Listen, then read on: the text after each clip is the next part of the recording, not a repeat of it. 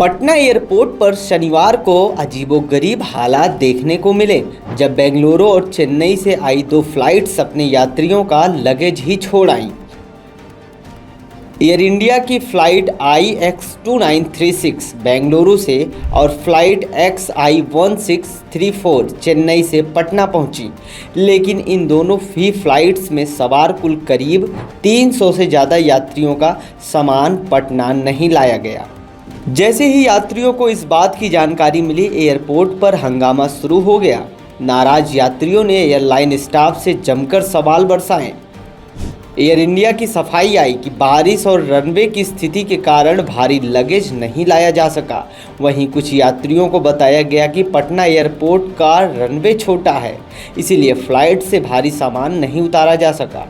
यात्रियों का गुस्सा इसलिए भी ज़्यादा था क्योंकि उन्हें इस बारे में फ़्लाइट्स में या बोर्डिंग के समय कोई जानकारी नहीं दी गई थी।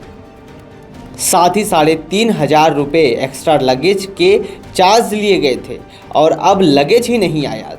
दूसरी फ़्लाइट पकड़नी थी, लेकिन अब परेशानी में फंस गया हूँ। एयर इंडिया की तरफ से यात्रियों को एक रिसिप्ट थमा दी गई जिसमें आश्वासन दिया गया कि उनका सामान आज या कल तक उनके घर पर पहुँच जाएगा। कुछ यात्री अपने घर लौट गए, लेकिन कई अब भी एयरपोर्ट पर डटे हुए हैं, इंतज़ार में हैं कि उनका सामान कब मिलेगा।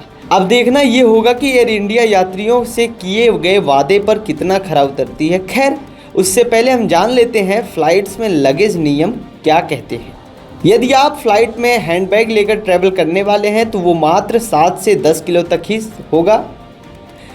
चेकिंग बैग की बात करें हम तो 15 से 30 किलो तक वो होगा और एक्स्ट्रा वजन पर अतिरिक्त शुल्क भी लगाया जा सकता है। अलग अलग एयरलाइंस के अपने नियम ये होते हैं। फिलहाल क्या भविष्य में ऐसे मामलों से बचने के लिए कोई ठोस व्यवस्था की जाए या नहीं, कमेंट बॉक्स में ज़रूर बताएं।